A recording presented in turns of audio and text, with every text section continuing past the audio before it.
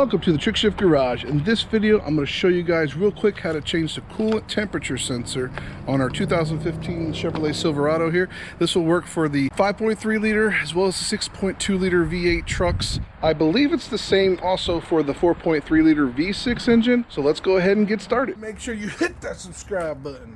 Thank you. Okay, so the first step we're going to do is we're going to go down here beside the passenger side of the truck, and you want to remove your wheel from this side, because what we're going to do is we're going to go in and we're going to take this splash shield off, which will give us access over here to where the drain valve is on the radiator. You might be able to get away with just like taking these two off. You may not have to remove the whole splash shield, but for this video I'm just going to take the whole thing off so I don't have to fight with it. We got a Torx T15 bit here, so we're going to go ahead and take them all off.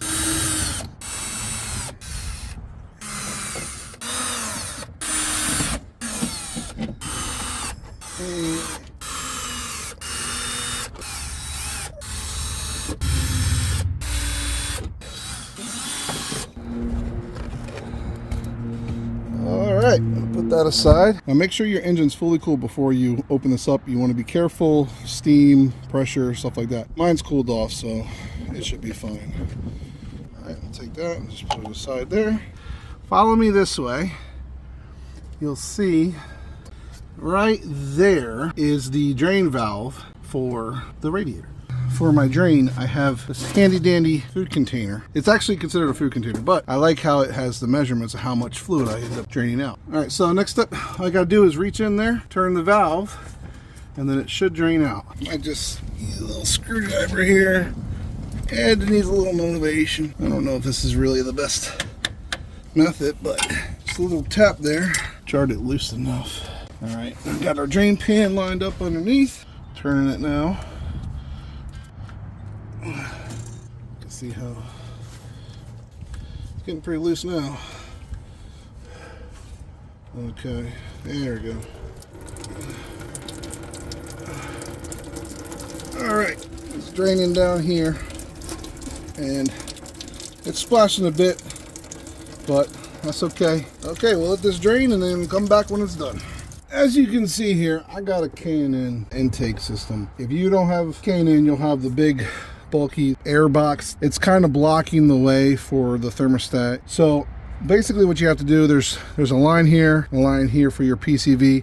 I think you have to push in on the clamp and it should disconnect from this side of the intake system. On mine, I'm just simply pulling off. If you do have the stock box, you'll have to remove this clamp here right next to the throttle body, and then over here you'll have not two clamps, you should have just one clamp. Disconnect it, and then that way this whole part should be able to come right off. That should give you enough room that you can get in here and replace the coolant temperature sensor. We're gonna go ahead and take off the electrical connector and just put our needle nose pliers like that, and a matter of simply pulling up. I got a 19 millimeter or 3/4 inch should get in here. And we're just going to put it right over the whole thing, and we're just going to break it loose. Just unscrew it out. Yep, there it is. Here you go, you can see the old sensor. So before we put the new one in, we're going to clean up that area. Get in there with a rag, clean it out. You can also take a little bit of brake clean, just kind of spray that, and then wipe it up over the housing. Alright, so I'm going to go ahead and just go with AC Delco brand. Here's the part number right here for it. Okay, this is pretty much a factory OEM part. Okay, you see I already got the blue Loctite on there, so you shouldn't have to add any of that on. Alright, so it's a matter of going in here, putting it down, and just starting it right.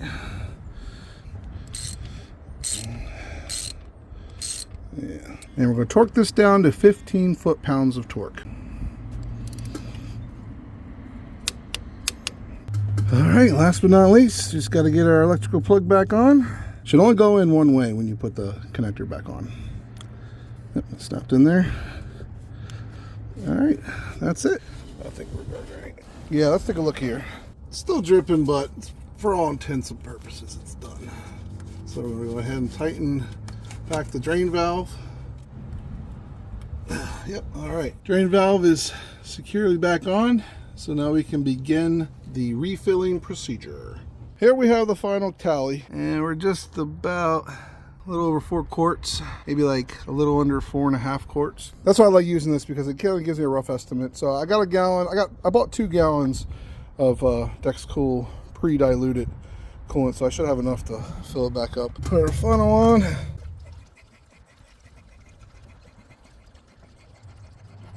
It's all poured in there. You just want to make sure you don't fill it up to that line here. That's your max cool line, so we should be good there. Cap back on. Make sure to put the airbox assembly and PCV hoses back on before you start the truck. All right, so let's go ahead and turn the truck on. We're going to let the engine idle for a few minutes, and then just every so often we're going to raise the RPMs up between 2,000 and 2,500 RPMs. So, you also want to make sure that you have your heat cranked all the way up to high, and then you want to turn your fan all the way up to max. Okay, so let's go ahead and we'll start revving it up.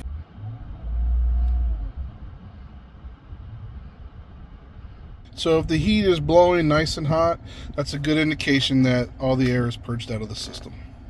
When that thermostat finally opens, this upper radiator hose should become hot. Not yet. I had to go back in the truck and rev it again. Now, I'm gonna put my hand here. I can feel this hose is very hot now. All right, so go ahead and we'll turn the engine off.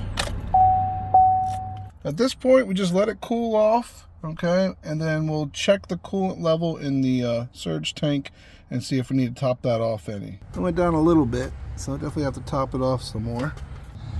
Drain valve is closed, there's no more dripping. Okay, we're good there. Now you can install your fender liner. So when you're opening a tank that's not cold, always use some rags, towels, old shirt, whatever you got. Put it over the cap first, okay?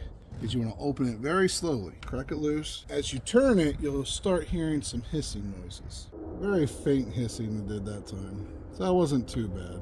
But at this point, we're going to go ahead and top this off.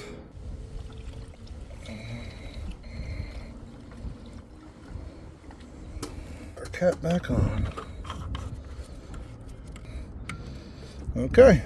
Once it's all tight, good to go. All right, that's it for this video. The coolant temperature sensor is replaced. Everything seems to be running well now. It's reading the correct temperature of 210. Thanks for watching. If you like our work, go ahead and hit that like, subscribe, and notification bell for more Trick Shift Garage videos, and we'll see you on the next one.